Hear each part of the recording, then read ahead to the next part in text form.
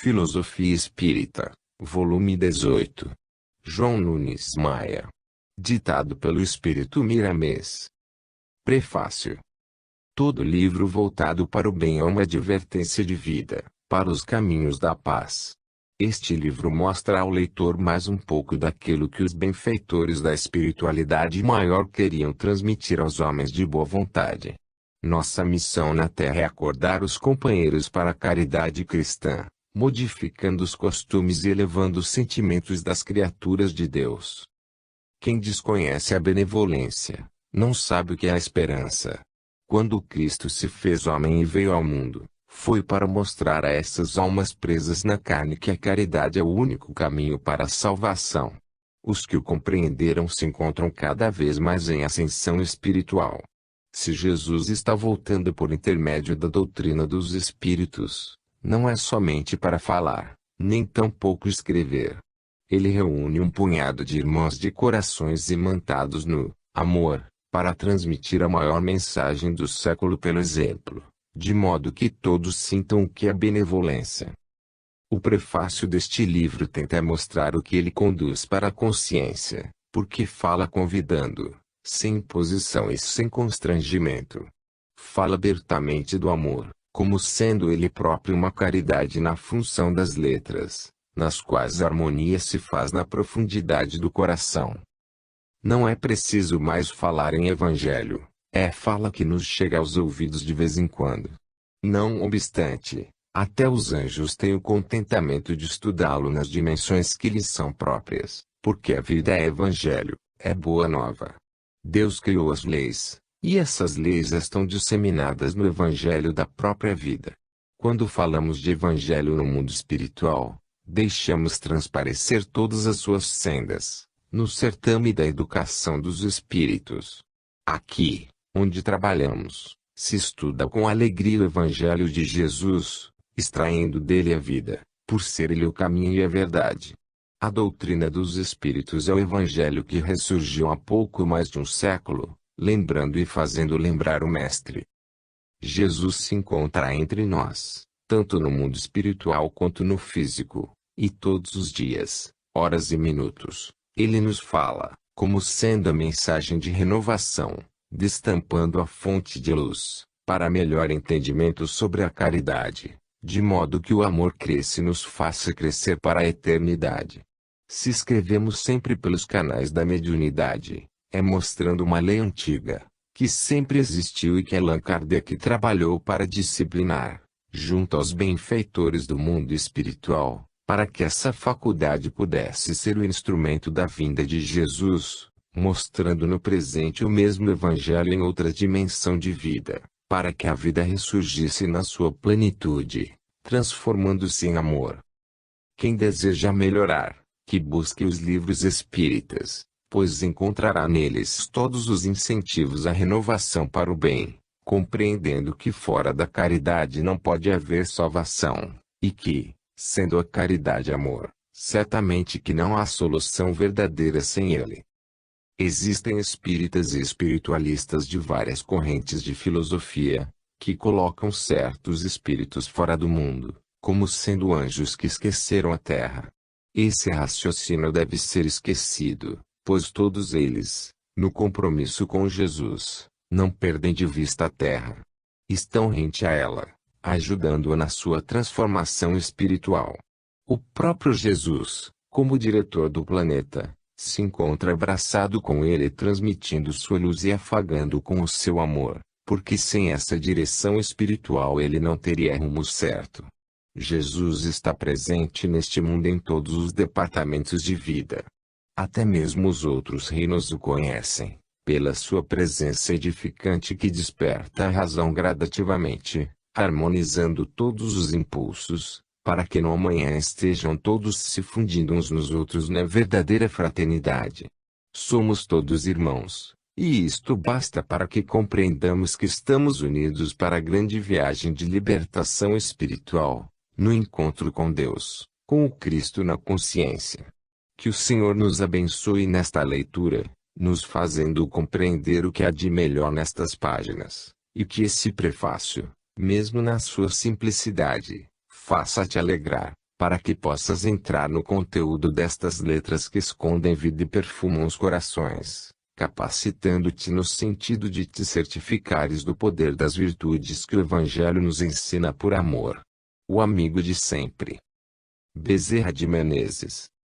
Belo Horizonte, 30 de outubro de 1987. Capítulo 01, Livro dos Espíritos, questão 868, Futuro. O passado de todos os espíritos está mais ou menos escondido no subconsciente, de modo a permitir à alma andar mais livremente em busca do melhor. Se ele viesse à tona da mente presente, é certo que perturbaria a vida atual, em face dos deslizes do espírito nas leis espirituais.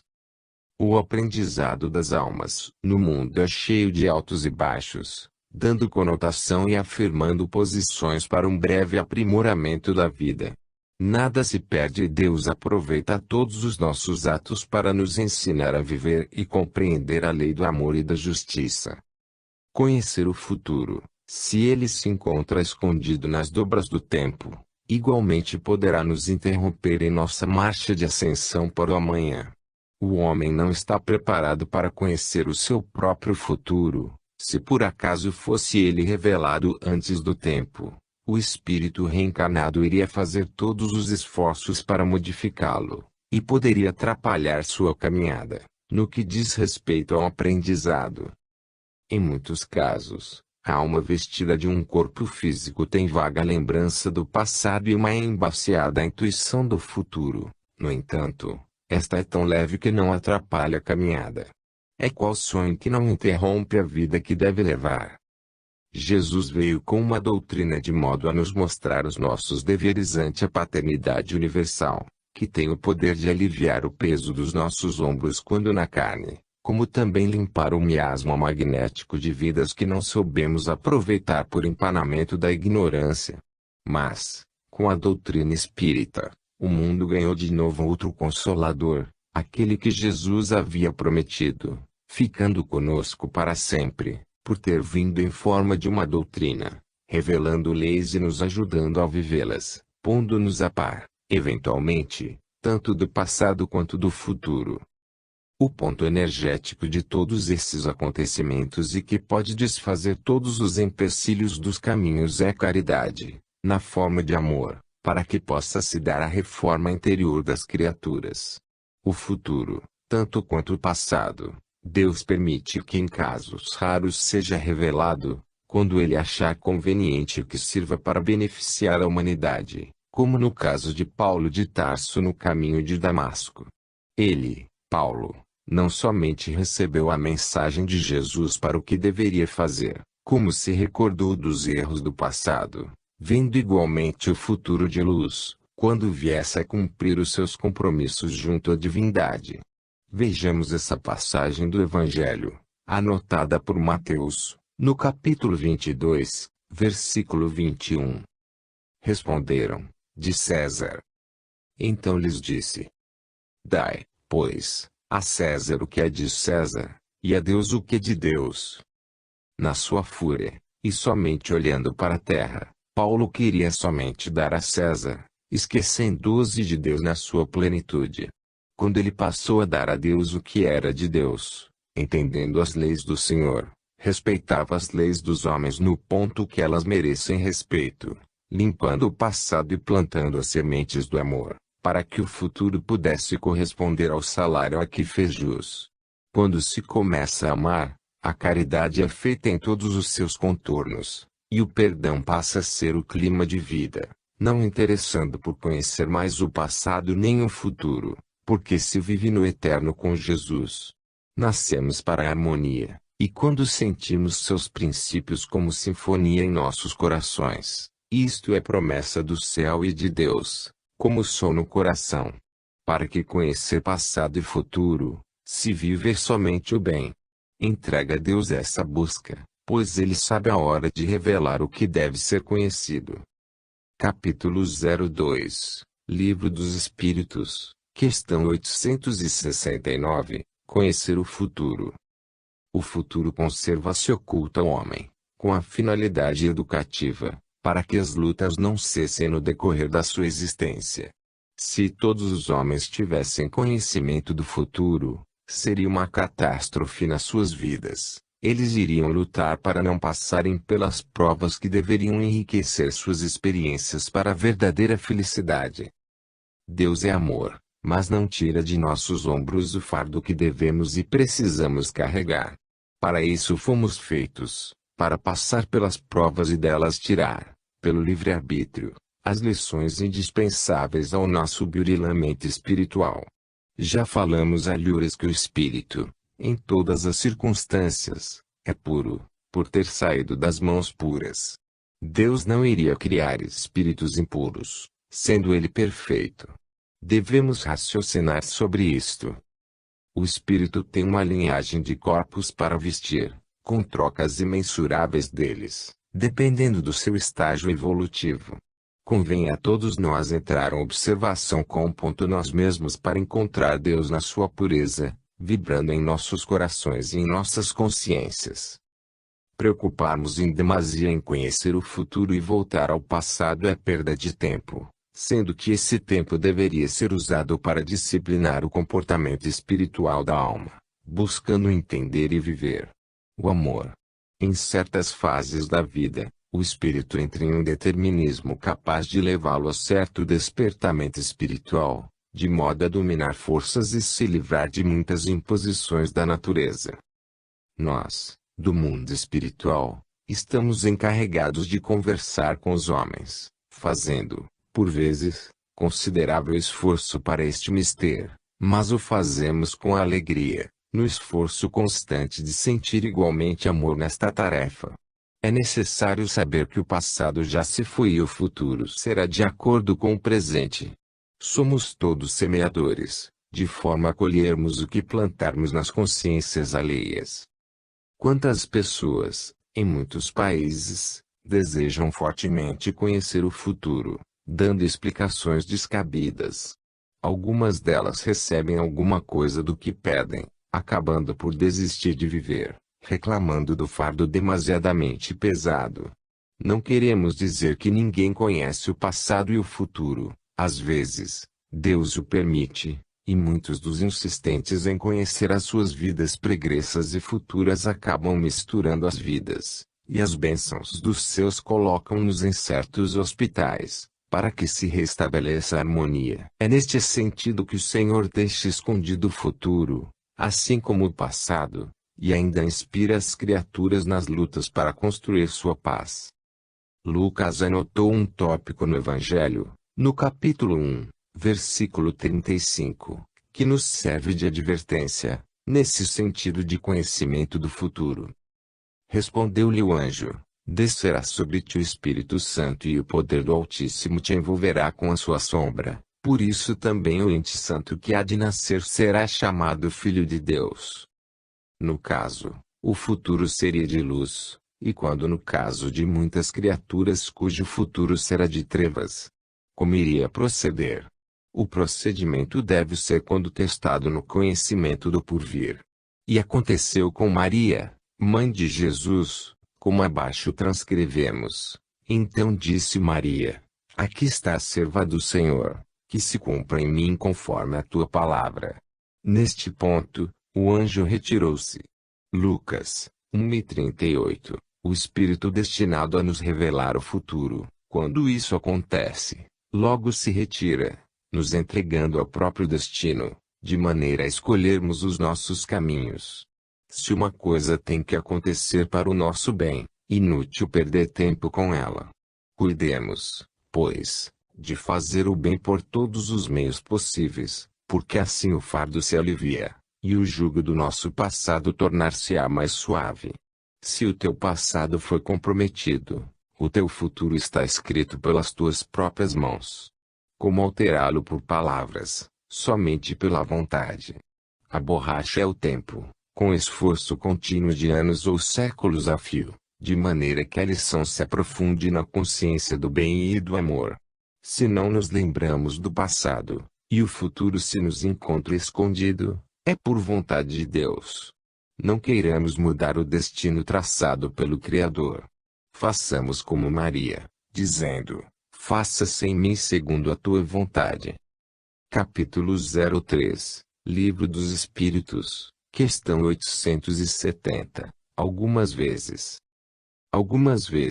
permite o Senhor que seja revelado o futuro de certas criaturas, quando essa revelação lhes possa ajudar no seu desempenho espiritual. É bom que pensemos nisso, a fim de não conturbarmos nossos corações por falta de revelação espiritual. Elas chegam de acordo com as nossas necessidades em caminho. A regressão de memória é um fato, no entanto, não se pode efetuá-la indiscriminadamente. A consciência guarda experiências nas suas fibras mais íntimas, de modo a nada poder revelar, quando exigida pela violência que se mistura com a vaidade e o capricho de saber o que não devia, nem se estaria preparado para tal. Pactuar com a vontade, de que a razão e o bom senso não participem, é criar perturbação no próprio destino. A ação hipnótica ou magnética, que é a mesma coisa, pode levar ao mergulho no passado, por vezes distante. No entanto, esse mergulho pode ser prejudicial, trazendo à tona a lembrança de fatos que não deveríamos recordar, pelo menos por enquanto. Não deves pensar que, como espíritos, nós buscamos no passado o que pretendemos. Não, somente vamos até onde podemos suportar o embate de forças contrárias que nós mesmos criamos e guardamos nas dobras da vida. Só os espíritos puros, almas que já não sentem mais o peso do fardo e o jugo de suas vidas pregressas, é que têm condições de estudar, quando desejam, as experiências do passado distante, com preparo no coração. Quando necessário, e se as lições foram bem aprendidas, alguma coisa do passado, não tudo, pode se fazer presente, de modo a servir de estímulo para o trabalho e a vida. Mas, quando esse passado cria mais distúrbios nos caminhos do aprendiz, o mundo espiritual deixa cair no silêncio seus pedidos de regressão da memória, para que ele possa andar melhor. Nem sempre recordamos do passado, mas algumas vezes isso acontece, para o nosso bem, quando a naturalidade e a revelação se opera com Jesus. A consciência é verdadeiramente um mundo que ainda não foi estudado nem tão pouco compreendido, por faltar ao homem preparo para tal empreendimento espiritual. Compete ao homem do futuro procurar nos vários departamentos da consciência as lições mais sublimadas, onde Deus se encontra mais presente. Certas cartomantes e quiromantes pensam que revelam o passado e o futuro, mas enganam a si mesmas, buscando revelações em aspectos exteriores, entre mentes. Quando conveniente, os espíritos superiores podem se servir delas, para revelarem o que for útil a quem as procura. Elas atuam como médiums, estimulando forças virgens no paciente, para o melhor andamento da sua vida, alimentando a esperança. O próprio Allan Kardec entregou a certa pessoa suas mãos para serem examinadas, quando ela lhe disse que viu uma tiara em sua cabeça. A tiara é um símbolo de autoridade moral e religiosa. Ela leu no futuro do codificador algo da sua missão que ela mesma não compreendia. E ele, com a sua sensibilidade espiritual, pressentiu que significava algo de responsabilidade, pela revelação íntima que já possuía da sua grande missão, a de fazer mais claro o cristianismo. Kardec recebeu essa revelação fora da área em que operava, de quem desconhecia totalmente a doutrina dos espíritos, para maior confirmação dos seus trabalhos em favor da humanidade. Essa revelação foi divina, por estimular um missionário que, mesmo se a revelação fosse o contrário, não teria se impressionado com o fato, pelo seu grau evolutivo. No entanto, ajudou e muito, por ter vindo de fonte comum. Devemos, assim, ter condescendência com todos os pontos de sintonia, desde quando somente o bem se encontre na mira, se ajustando com amor. Quando recebemos em nosso íntimo certas revelações, elas vêm de Deus e nós sentimos essa procedência. Lembremo-nos de João, no capítulo 3, versículo 27, quando citou João Batista. Respondeu João: O homem não pode receber coisa alguma se do céu não lhe for dada. Receber é quando o coração participa com alegria e a consciência aprova. E quando vem do céu, essa inspiração estimula e faz nascer pensamentos nobres e ideias generosas. Capítulo 04, Livro dos Espíritos, questão 871, sucumbir na prova. Abrimos esta página com a anotação de João, no capítulo 3, versículo 35, que diz: O Pai ama ao Filho, e todas as coisas tem confiado às suas mãos. Deus confia sempre em seus filhos, porque a todos os conhece. Necessário se faz que correspondamos a essa confiança de paternidade divina.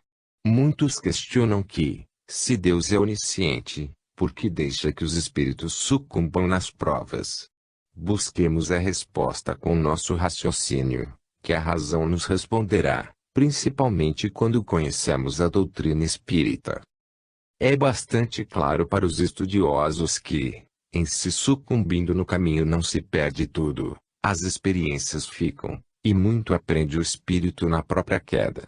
Os grandes espíritos que hoje se apresentam envoltos em luz, já sucumbiram no passado, recolhendo experiências nessas lutas. Então não vale a pena lutar.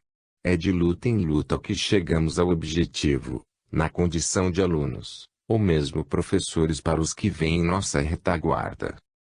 A impressão que dá a palavra sucumbir é de fracasso, entretanto, devemos entendê-la como lição. O aprendizado é contínuo e naquele que erra se gravam mais as lições e o conhecimento das leis de Deus, porque é reparando o erro que o espírito adquire experiência. Deus não criou o homem perfeito porque, a ser assim, não precisaria criar, ele ficaria no seu seio divino, para a divina aventura espiritual. Quis o Senhor que tivéssemos personalidade, mostrando o seu trabalho perfeito, mas, na sequência de despertamento dos valores eternos, devemos estudar o espírito, e isso fazemos constantemente, mas, conhecer totalmente a nós mesmos, depende de muito tempo e até mesmo de vivermos fora do tempo e do próprio espaço. Se nos confundimos com pouca coisa, em se referindo a nós, quanto mais em conhecer a vida e seus pormenores. Quando estivermos confundidos em assuntos relevantes como Deus, Cristo e nós mesmos, busquemos a oração, que ela alivia e nos ensina até onde devemos ir, no nosso crescimento espiritual.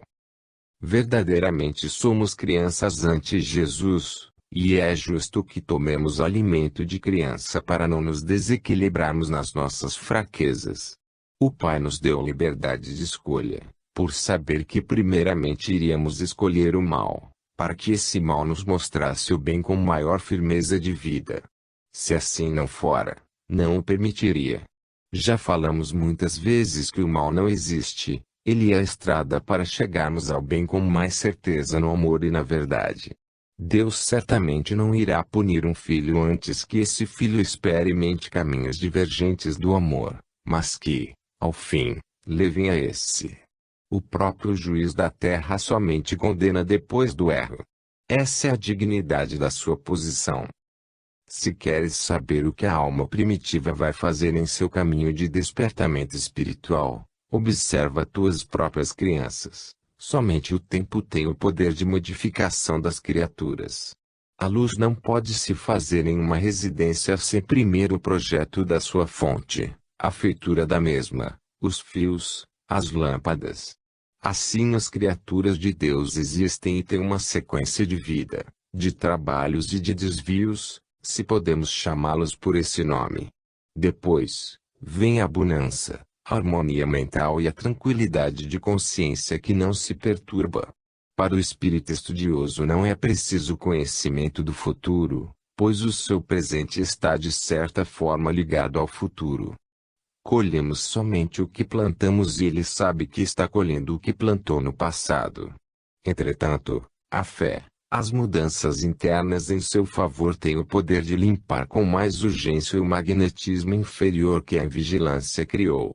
Confiemos em Deus e em Jesus, que tudo mais nos virá por misericórdia. Essa é a nossa grande alegria de viver, trabalhando e ajudando, pois sabemos que nunca nos faltará a luz de Deus em nossos caminhos, e ela fica cada vez mais visível para os companheiros que estão despertando para a vida maior. Capítulo 05, Livro dos Espíritos, questão 872, Ações Humanas.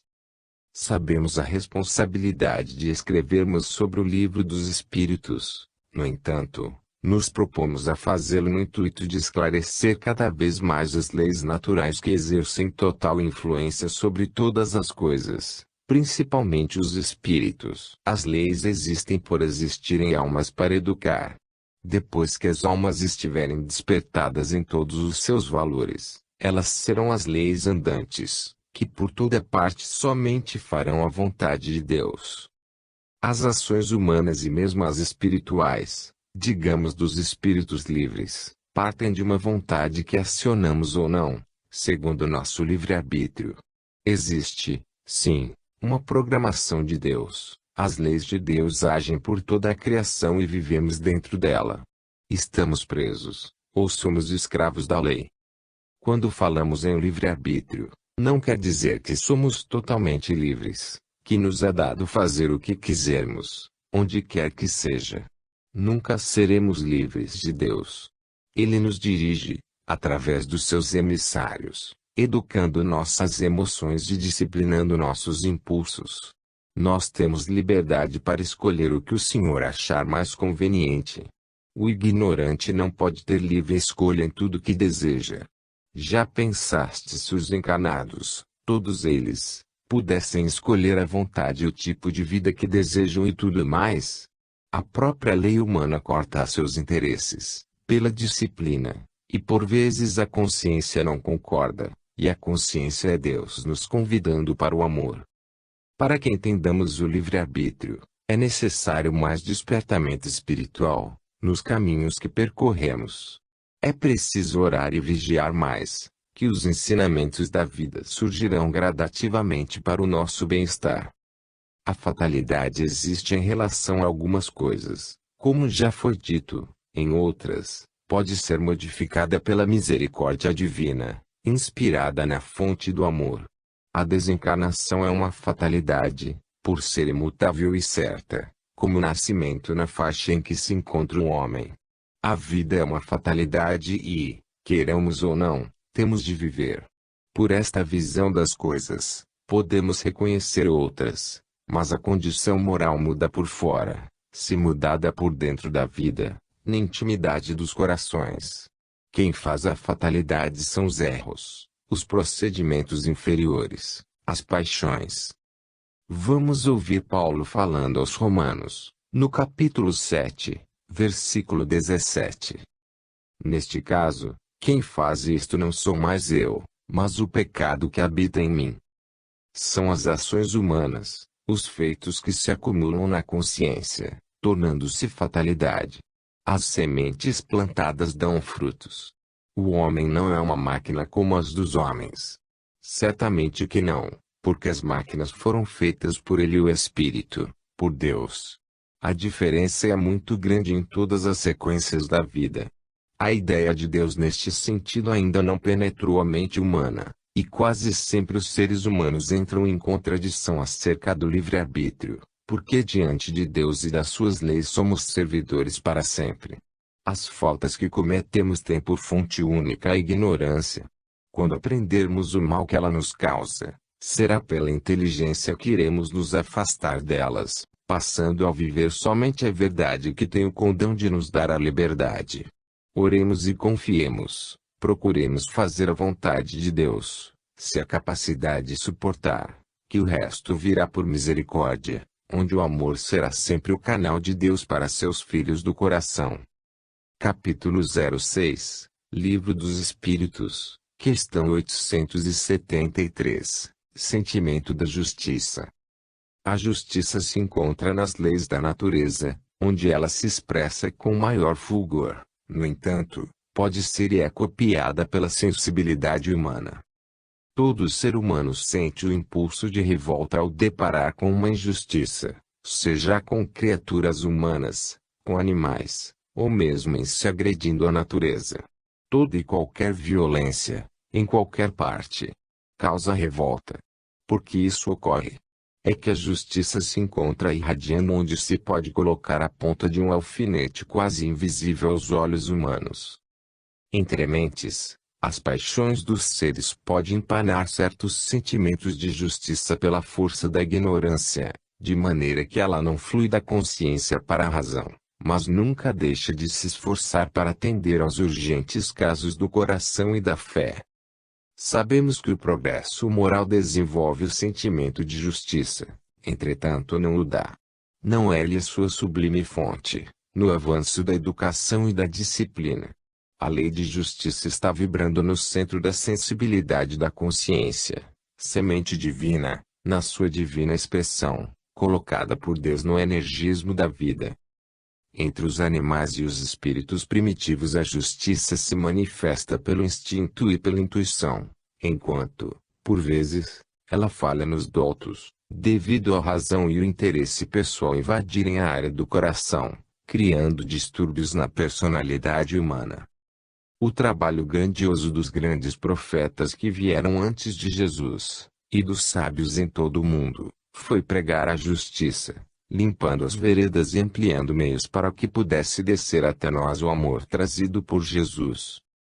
O sentimento de justiça não é adquirido no percurso das eras, mas, sim, estimulado pelo progresso e o despertamento dos espíritos em ascensão para a vida maior. Tudo vem de Deus para a terra e passa pelos processos que Jesus estabeleceu. Ele, o mestre dos mestres, é, pois, o pastor do rebanho terrestre, de cujas mãos despertamos para a vida racional. Os nossos olhos deverão ser abertos pelas mãos sábias do Cristo, que devemos encontrar dentro de nós, trabalhando a nossa própria vida. Busquemos em João mais segurança, no capítulo 9, versículo 10, que diz: Perguntaram-lhe, pois, como te foram abertos os olhos? E aquele que havia sido cego apontou logo o instrumento de Deus no exercício da caridade, para mostrar como convém olhar as coisas, sem deixar de ensinar os preceitos divinos, para estabelecer a harmonia no coração daquele que não enxergava. A doutrina espírita vem como consolador prometido, abrir igualmente os olhos dos homens, de modo que eles possam ver com mais clareza a vida e conhecerem a si mesmos, conscientes dos caminhos a percorrer. Verdadeiramente, a justiça faz parte de todas as virtudes acionadas por Deus, em todos os ângulos da criação. Justiça é paz, justiça é amor, justiça é luz, justiça é dor. Devemos ampliar a justiça dentro e fora de nós, não somente entre os seres humanos, pois ela cabe em toda a nossa vida. Não podemos deixar lugar para o egoísmo. Bem sabemos que se trabalharmos só com uma mão, a outra se atrofiará. Se andarmos somente com uma perna, a outra esquecerá sua função. Se olharmos só com um olho, o outro passará a apagar-se. Se fizermos economia de um ouvido, o outro perderá sua função de trabalho e assim por diante. A vida é binária, é a expressão da justiça e do desprendimento. Todos trabalham para a grandeza do todo. A razão aí está também para descobrir essas coisas, e não para impedir a filtragem das leis do Criador. Capítulo 07, Livro dos Espíritos, questão 874, Prisma falso. É fácil para o espírita compreender o porquê da desarmonia das mentes humanas. Todos os encarnados estão em processos ingentes de despertamento espiritual, cujos caminhos devem ser trilhados, pois são neles que se buscam as experiências, para o verdadeiro conhecimento. Nada se perde, não nos cansamos de escrever essa frase, para melhor entendimento da verdade. Como conhecer e buscar a luz, se não se conhecem as trevas? Como amar, sem experimentar o ódio? Como combater o egoísmo, quando se desconhece o valor do desprendimento? Nesta linha de entendimento, nestes fatos indispensáveis ao aprendizado, é que nos libertamos das amarras do orgulho e das paixões inferiores, que nos prendem a alma, esquecendo-nos de Deus. O falso é uma afirmação da existência do verdadeiro, e a mentira nos fala da verdade. Essas contradições nos impulsionam para Deus.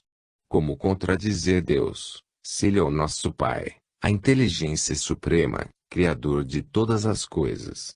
É o único que sabe, e tudo emana dele, em si sustentando a vida. Ele é vida, é amor, e é muito mais que a vida e que o amor, porque Ele é o Criador de tudo, e diante da sua paternidade universal nada sabemos sobre Ele. Deus é para nós outros o mistério dos mistérios. Quando o sentimento de justiça se mistura com as paixões humanas se enfraquece, passando a alma a esquecer essa força poderosa que sustenta a própria vida. Mas, nunca prevalecem a injustiça e as paixões, por não terem sustentação. Elas aparecem em fases de despertamento dos valores espirituais, no sentido de educar, depois, desaparecem para sempre, e em seus lugares o amor estabelece a paz com os seus derivados, tirando o véu da ignorância que empanava a visão e mostrando as claridades onde a vida agita e cresce, nos dando esperança de viver com Deus mais presente, e Jesus mais integrado nos nossos corações. Mesmo com todo o sofrimento que as almas sempre passam para entender, Deus envia seus agentes na madrugada da vida, a nos ensinar o que mais precisamos. João, no capítulo 8, versículo 2, se expressa desta forma. De madrugada voltou novamente para o templo, e todo o povo ia ter com ele e, assentado, lhes ensinava. Jesus nunca se cansou, vai e volta até nós quantas vezes forem necessárias, por não desprezar seu rebanho, que o Pai lhe entregou. Não precisamos esmorecer nos caminhos, sempre encontramos, quando temos fé, alguém do céu na terra, a nos dar as mãos, no sentido de nos libertarmos para a vida, livres de peso, na sequência do amor do Mestre. Temos essa assistência por toda parte porque Deus é justiça, e a própria justiça se fez vida na natureza. O ar sopra com justiça, sem esquecer quem precisa dele. A água é justiça de Deus, matando a sede em todos os reinos da natureza. O sol é justiça na sua maior expressão de vida, por não se esquecer de uma só criaturinha do nosso Pai Celestial. Nesta linha de entendimento, poderemos observar o resto. E a justiça mais visível, basta que tenhamos olhos para ver e ouvidos para ouvir o que os grandes espíritos falam e escrevem sobre a justiça de Deus. Capítulo 08, Livro dos Espíritos, questão 875, definição da justiça. Define-se a justiça em um dos seus inumeráveis ângulos, o respeito aos direitos alheios. Podemos observar até onde chegam nossos direitos e começam os nossos deveres. Olhando por este prisma, encontraremos sempre a paz. Não fazer aos outros o que não desejamos para nós, eis a justiça interna ditada pela consciência, força poderosa, em ação para nos comandar. A definição da justiça, na sua amplitude é impossível no campo das ações humanas, porque a justiça é o mesmo amor, agindo em dimensão diferente, com os mesmos objetivos, dando alegria e fazendo homens mais humanos em busca da tranquilidade espiritual. A verdadeira justiça está escrita na natureza, e essa força divina inspira aos legisladores, de maneira que eles transcrevem nas leis humanas alguns reflexos da justiça divina. No entanto, essas leis humanas obedecem ao progresso, acompanham a marcha do despertamento das almas, ao passo que a justiça de Deus é por excelência imutável. Como definição da justiça em maior grau para todos nós, devemos dizer que a justiça é amor. A natureza nos dá exemplos insubstituíveis, em toda a sua floração de vida. É Deus nos mostrando seu caminho para todos e tudo criado por Ele. A lei humana é necessária para mostrar a lei natural da justiça, e ela passa a viver em nós e por nós. Em tudo o que fizermos não nos esqueçamos da justiça, mesmo nas coisas materiais. Justiça é harmonia. Os próprios átomos se agregam por lei de afinidade elementar, Isso é harmonia e justiça. Assim acontece com os astros, assim na vida, assim com os homens, lares e nações. Os homens estabeleceram e estabelecem leis mutáveis, que avançam com o progresso, e Deus estabeleceu leis que nunca mudam. O que muda é o modo de ser do homem, de sorte a compreender melhor a vida. Quem deseja meditar mais sobre Deus e suas leis, deve fazê-lo, que os conhecimentos irão chegando à mente e se enraizando no coração. Se queremos modificar o homem velho, necessário se faz que ele morra, para nascer novo homem, com novas perspectivas para amar. Vamos lembrar João novamente, no capítulo 11, versículo 14, nesta referência. Então Jesus lhes disse claramente: Lázaro morreu. Morreu Lázaro velho e nasceu novo Lázaro, para a nova vida espiritual. Nasceu em Cristo, entendendo e ensinando as coisas do céu. Não devemos temer a morte da nossa personalidade cheia de paixões inferiores, desde quando nos encontramos dispostos às devidas mudanças. Nasceremos renovados em Jesus, para a vida cheia de valores imortais. Aí, as mesmas leis humanas deverão mudar, de acordo com a nossa personalidade. Os raios de sol descem para todos, no entanto, cada um tira deles segundo o que faz jus, pela evolução dos seus talentos. As leis criadas pelos homens no passado, hoje não têm mais razão de ser. No entanto, as leis de Deus no passado eram as mesmas, são e sempre o serão a eternidade afora. As leis eternas de Deus existem, como sendo um tribunal para regular nossas emoções e nos fazer seguros de comportamento, dentro da consciência, centro de luz, ainda desconhecida dos homens e de muitos espíritos fora do corpo. Capítulo 09, Livro dos Espíritos, questão 876, segundo a lei natural. Segundo a lei natural, o direito de um é o direito de outro, por serem todos iguais diante de Deus. Não é justo que uns tenham direitos diferentes dos outros, ante o Pai que se encontra na direção de tudo que existe. Podemos observar a justiça interna, mesmo entre os órgãos que trabalham, sem nada exigir, para garantir a harmonia do conjunto sobre uma mente instintiva, recebendo ordens e mais ordens da consciência. Cada órgão, em seu lugar, tem trabalho a fazer. Segundo a lei natural, a lei de Deus é a mesma lei interna, que podemos observar quando despertados para tal, pelos processos que chamamos de dor e depois de amor. Uma das nuances da lei da justiça é que cada um seja respeitado em seus direitos, sejam homens, países ou mesmo os mundos habitados. Os próprios átomos e planetas têm suas órbitas como sinal de respeito pelos que circulam por perto. O que chamamos de lei da gravidade nos mostra onde termina o direito do outro vizinho. Assim no mundo, com os pertences das criaturas, a lei se expressa em cercas, muros e papéis, afigurando o dono. Invadir os direitos dos outros passa a ser injustiça e falta grave, que merece punição. Em Atos dos Apóstolos, capítulo 9, versículo 24, passamos a ler o seguinte: Porém o plano deles chegou ao conhecimento de Saulo, dia e noite guardaram também as portas para o matarem. Vejamos aí a falta de respeito para com a vida alheia, a injustiça, porque Saulo não teria direito de pregar as ideias de vida e de justiça. Paulo sabia na carne o que era lutar contra Deus. O seu próprio mestre Gamaliel o informou sobre isso. Desrespeitar a justiça é criar fogo para o seu próprio caminho. É o que não devem fazer os homens que estão lendo todos os dias o Evangelho.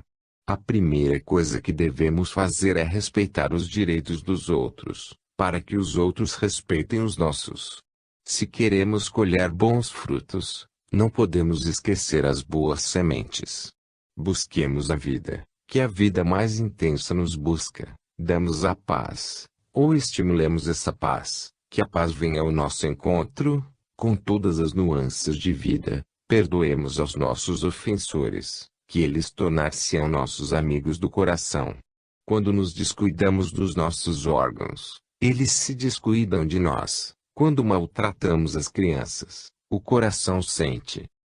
As normas de vida mais excelentes são as dadas por Jesus em seu Evangelho, porque ele estimula a vida e dá visão aos que padecem de cegueira.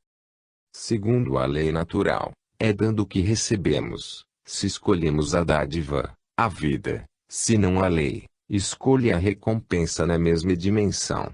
O verdadeiro critério de justiça começa na intimidade de cada um, porque a injustiça que pensamos fazer aos outros começa a ser deturpada dentro de nós mesmos. Os erros alimentares são uma injustiça com o nosso próprio organismo. Os vícios são injustiça com muitos dos corpos que nos servem, para que tenhamos harmonia no coração. A perca do sono em demasia, por coisas vãs, é uma injustiça para com o instrumento de carne. O trabalho que ultrapassa nossas forças é, igualmente, injustiça com as nossas qualidades de servir. A doutrina espírita é um manancial de orientações espirituais, que vão chegando do céu de acordo com as necessidades da alma. Não há desprezes, pois é na luta para compreendermos a justiça, que o amor nos chega ao coração. Se acordamos para o direito pessoal, devemos saber em seguida que devemos respeitar o direito do próximo. Jesus não pediu aos homens para amarem ao próximo como a eles mesmos. Eis aí a lei com mais evidência, buscando-nos, para que nos tornemos felizes, no cumprimento dos nossos deveres. Capítulo 10, Livro dos Espíritos, questão 877, Obrigações especiais. Criamos sempre deveres especiais por onde transitamos, elevando a nossa capacidade de trabalho no campo em que estamos situados. Certamente que a necessidade que o homem tem de viver em sociedade cria deveres especiais que lhe abrem igualmente os caminhos do conhecimento. Existem muitas áreas a serem pesquisadas, e elas esperam a nossa boa vontade de buscá-las, enriquecendo assim nossas experiências, que são valiosas frente à nossa libertação espiritual. Quando vivemos em conjunto, criamos muitas leis e obrigações, como sendo deveres para que os outros possam nos ajudar. Eles recebem de nós o estímulo de vida e o respeito. Viver em sociedade é crescer em Jesus, pastor de todo o rebanho da terra.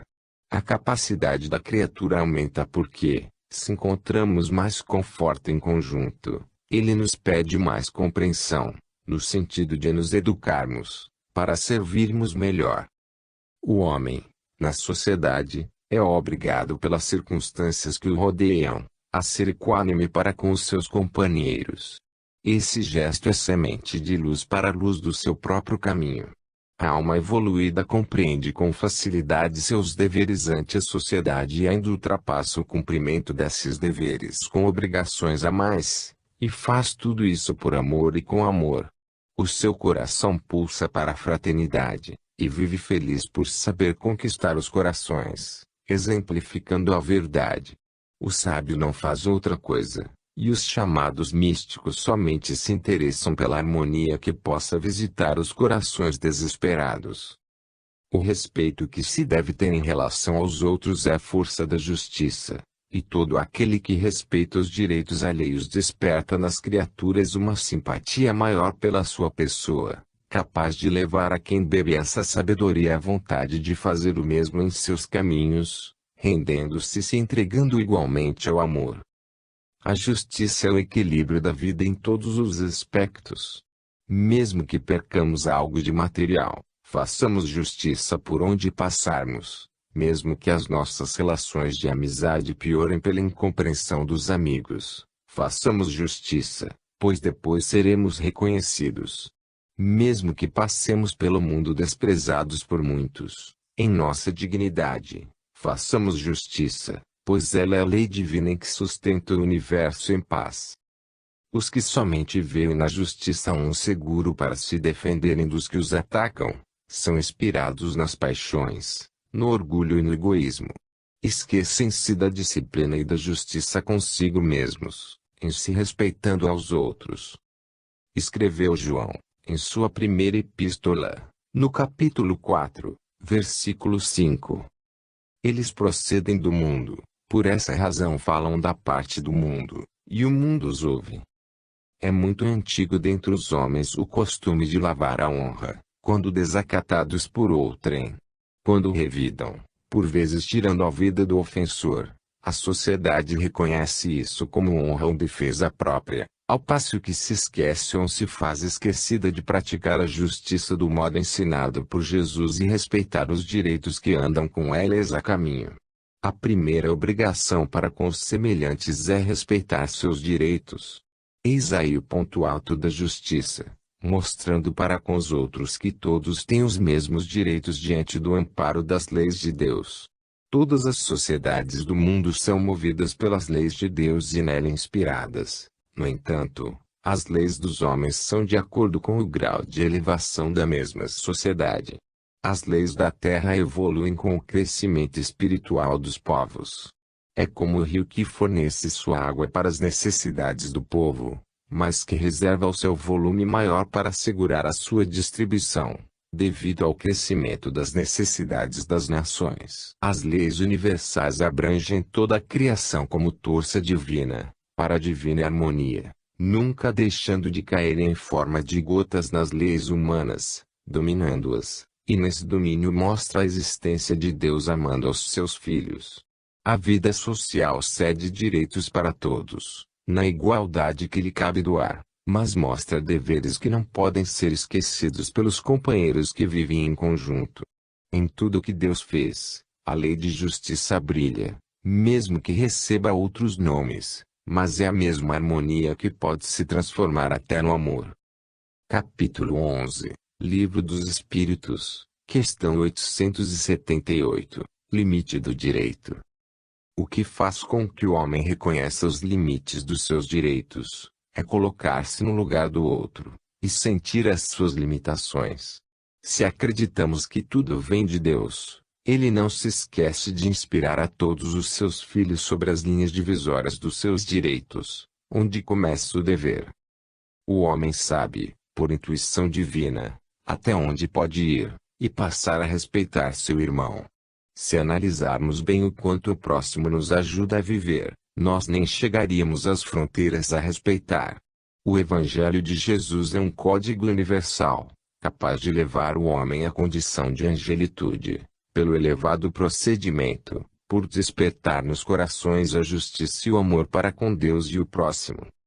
Não devemos ter limites para respeitar, nem para amar, nem para perdoar. Os limites foram feitos por causa do egoísmo e do orgulho, invasores dos direitos alheios, usurpadores dos esforços dos outros, estabelecendo assim a desarmonia por toda parte. Os direitos naturais das criaturas são iguais. Deus não iria fazer diferença entre elas. Entretanto, a consciência dentro de cada uma sabe regular os direitos de todos, criando o ambiente para a educação e aprovando os bons modos que os homens e almas vão aprendendo no decorrer dos erros. Devemos registrar a singularidade da vida, em se expandindo por toda parte com as mesmas bênçãos do Criador.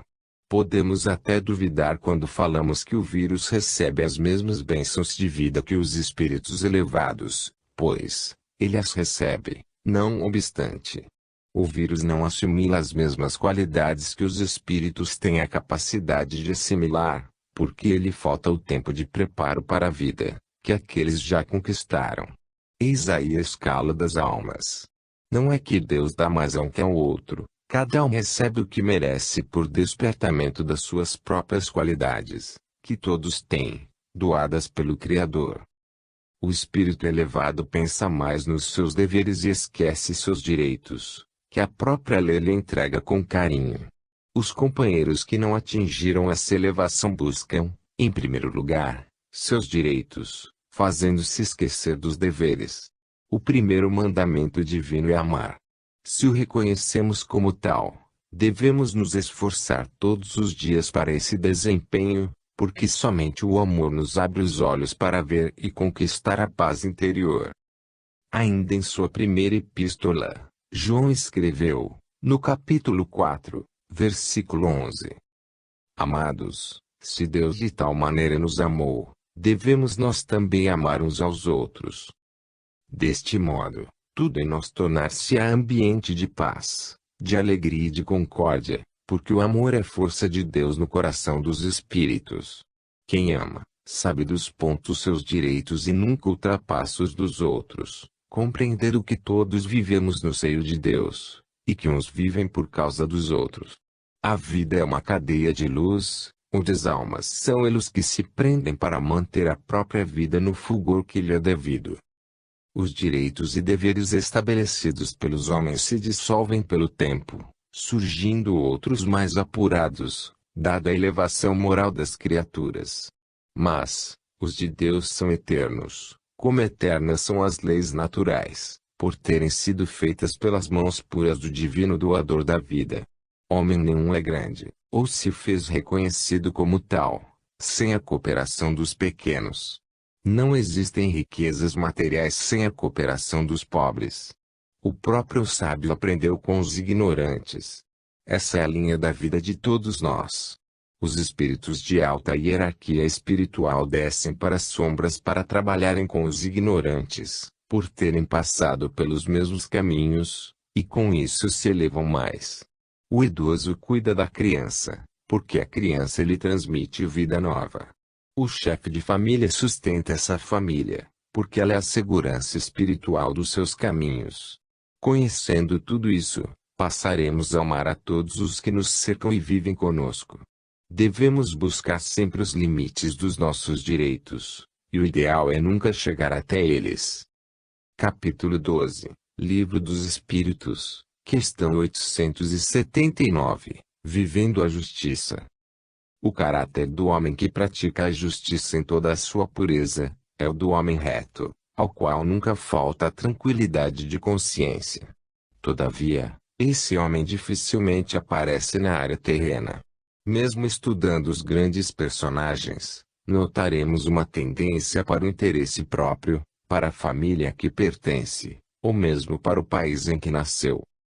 A justiça universal, que acompanha os sentimentos puros em todas as forças da justiça com amor, só a conhecemos em Jesus. Certamente que muitos dos seus acompanhantes passaram a viver seu reflexo, mas sem nunca serem iguais a ele, por ser o mestre de um verdadeiro sul de amor.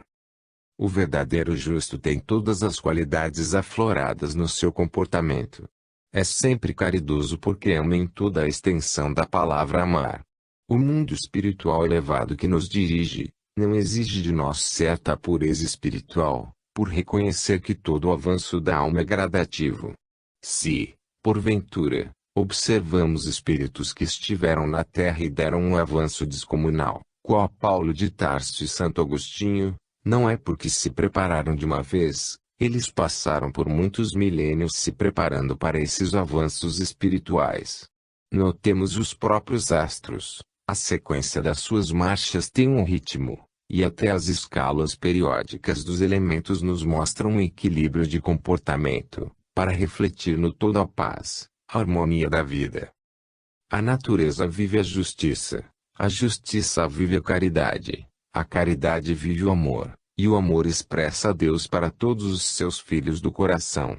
Não devemos pensar que podemos conquistar a justiça perfeita de momento para outro. Essa conquista é gradativa, como é tudo. Não devemos esmorecer nesta busca, mas idealizar sempre o melhor, na qualidade de filhos de Deus, sentindo a esperança de que somos todos herdeiros da vida, cada vez mais em profusão. Se queremos sentir paz no coração, esforcemo-nos para viver a justiça. Comecemos com as simples coisas, com nós mesmos, nas nossas próprias ideias, na nossa própria família, na nossa vida diária, que veremos a suavidade penetrar nossos corações e estabilizar nossa consciência. Quem pensa na justiça, trabalhando para mostrá-la aos outros pelos seus atos, passa da morte para a vida. A vida domina, a luz interior espanca as trevas, e a alegria desponta, na frente do sorriso, a iluminar os próprios gestos. No capítulo 3, versículo 14, da primeira carta de João, ele nos afirma: Nós sabemos que já passamos da morte para a vida, porque amamos os irmãos. Aquele que não ama permanece na morte. Eis aí a fala do companheiro em Jesus, nos mostrando o valor do amor e da justiça. Se já sabemos destes valores